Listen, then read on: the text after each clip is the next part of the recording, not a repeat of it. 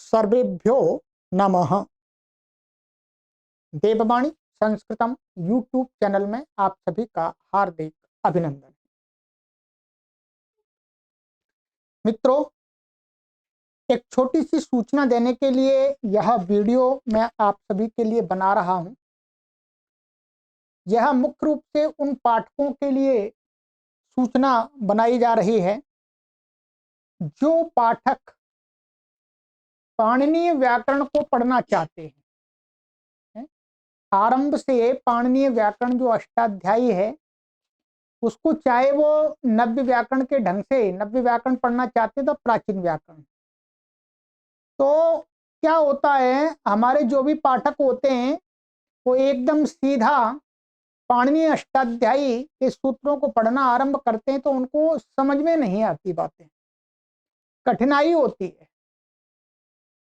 उस कठिनाई को दूर करने के लिए हम आप सभी के लिए यह एक पुस्तक लेकर के आए हैं। बहुत परिश्रम से पुस्तक तैयार की गई है।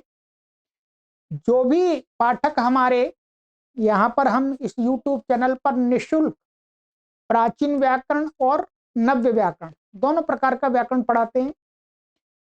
तो आप यदि प्राचीन व्याकरण को आरंभ से पढ़ना प्रारंभ करना चाहते अथवा नव्य व्याकरण को, तो आपको पहले ये पुस्तक पढ़नी चाहिए।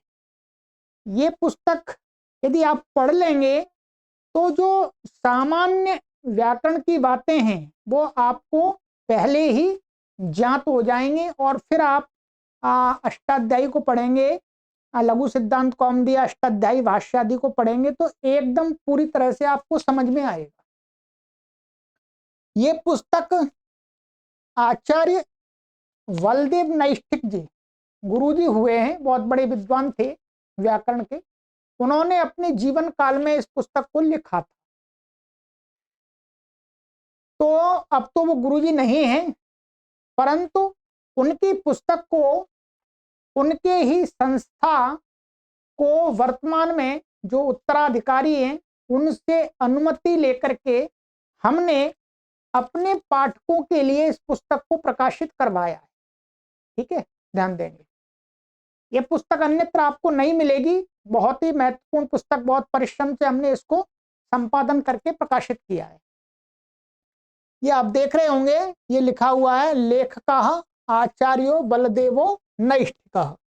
ये आचार्य जी हुए हैं जो स्वामी रामदेव जी महाराज जी को आप जानते होंगे, ये उनके गुरुजी थे। स्वामी रामदेव जी के गुरुजी थे। और सबसे पहले जब मैं घर से संस्कृत भाषा को पढ़ने के लिए गया था तो इन आचार्य जी के पास में ही गया था।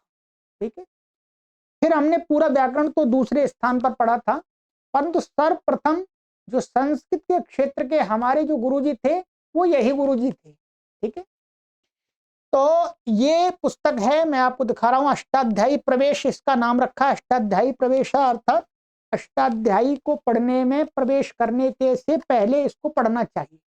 ठीक है,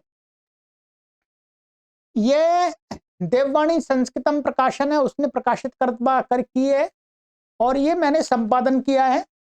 जो आपको कुछ इसमें टिप्पणी देने योग्य मैंने समझा हुआ टिप्पणी दी है, और कुछ पुस्तक में जो भी इसमें जहां कुछ त्रुटियां थी उनको मैंने संशोधन कर दिया है। वास्तव मूल इसके लेखक तो आचार्य जी ही हैं। ठीक है, उन्होंने बहुत ही सरल ढंग से लिखी है।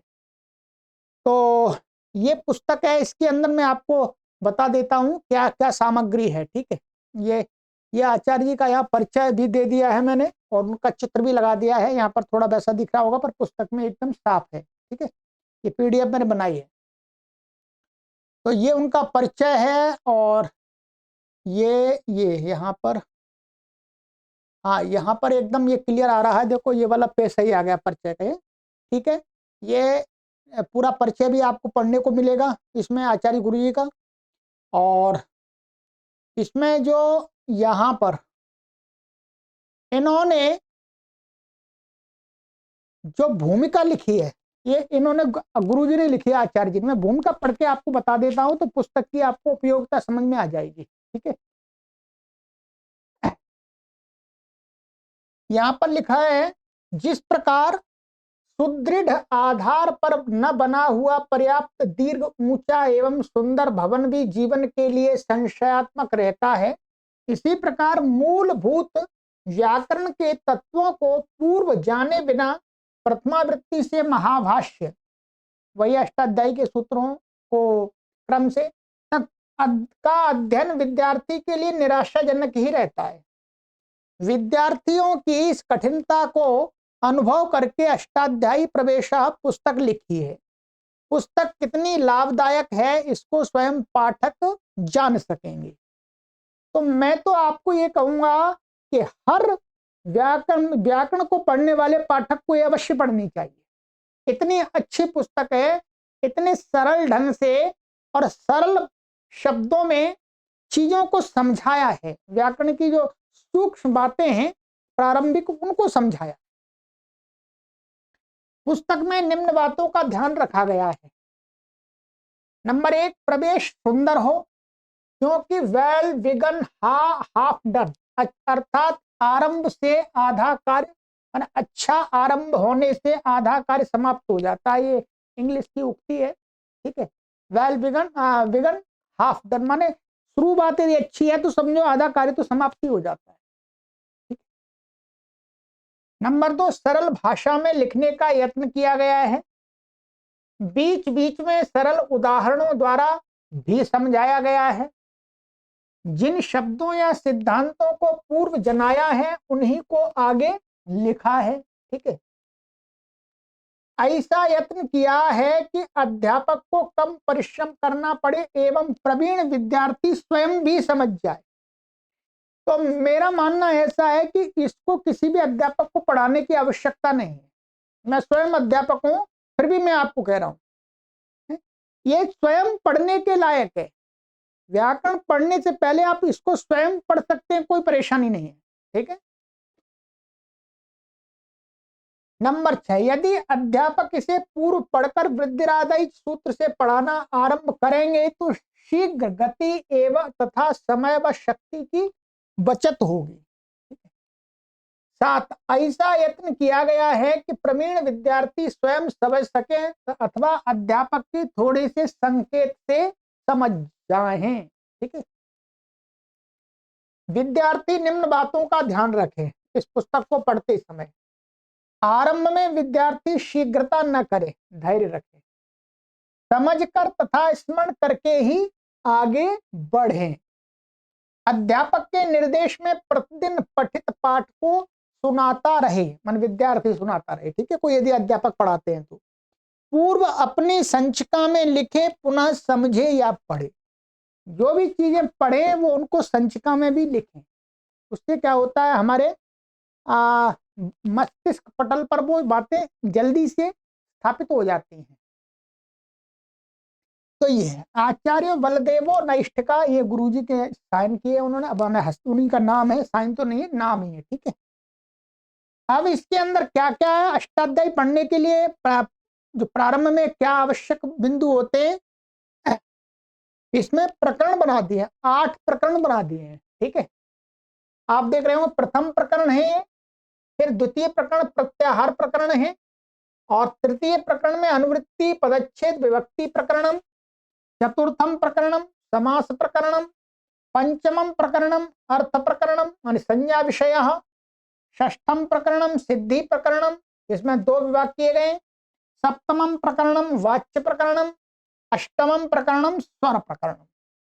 यहां पर शुरू में बताया समास क्या होता है, समास कैसे कैसे होंगे इसके अंदर, ठीक है। अनुवृत्ति पदच्छेद विभक्ति ये क्या चीजें होती है, सब सरल भाषा में समझाए।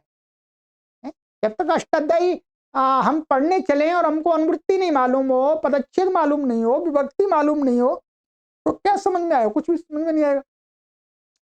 ऐसे ही संज्ञा विषय वाले सूत्र हैं, संज्ञा क्या होती है व्याकरण के अंदर, ठीक है। सिद्धियां कैसे लिखें, सिद्धि में किस क्रम से सूत्र लगाए जाते हैं शब्द सिद्धि में।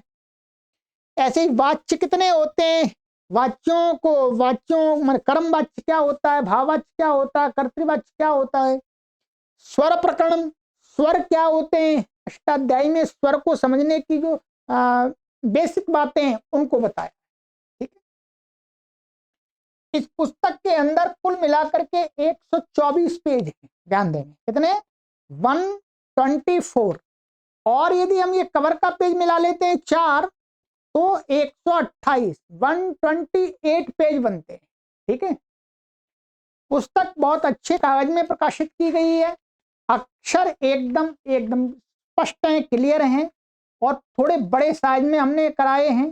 ठीक है, पृष्ठ बहुत बढ़िया है, और ये क्या है, पेपर बैक है, अर्थात इसका ये पेपर अच्छा लगा है, मोटा लगा है कवर हमने। ठीक है, हाँ ये वैसा तो नहीं है जो गत्थे वाला नहीं है, परंतु ये मोटा लेमिनेशन वाला पेज लगाया है इसके ऊपर। ठीक है, चलिएगा, तो ये है। और मैं थोड़ा सा बता देता हूं, ये इसमें जैसे इसमें ये क्रम से बताया, संज्ञा सूची है, वृद्धि संज्ञा क्या होती है, अध्यार क्या है, संज्ञा संज्ञी क्या है, गुण क्या है, संयोग क्या है, अनुनासिक क्या होता है, सवर्ण क्या होता है, प्रगृह्यम क्या होता है, ये तो क्रम है। ये इस पुस्तक में पृष्ठ संख्या है। ठीक है, आप आराम से सर्च कर सकेंगे। यदि प्रगृह्यम आपको जानना है तो झट से आप 57 पे आ जाएंगे। ठीक है, सवर्ण जानना है तो भी 57 पे ही है। ठीक है, ये सारी बातें, ये सारी चीजें, ये संज्ञाएं हैं, सभी आपको प्राय करके अष्टाध्यायी के अंदर जितनी संज्ञाएं उनको सरल भाषा में समझा दिया है सूत्र सहित। ठीक है, ये है, मैंने कुछ पेज इसमें आपके लिए पीडीएफ बनाई है।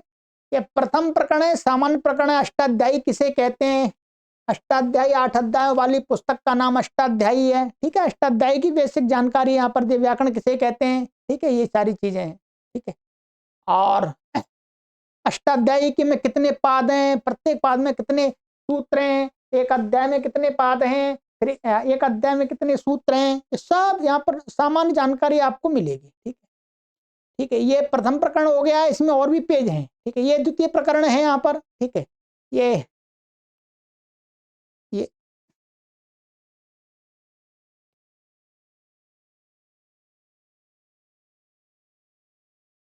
ये प्रत्याहार के बारे में यहाँ पर बताया है। ये कुछ पीडीएफ लेते समय ना पेज, अब वो पीडीएफ ठीक से नहीं बन पाई है, पर पुस्तक में एकदम साफ है सभी। ठीक है,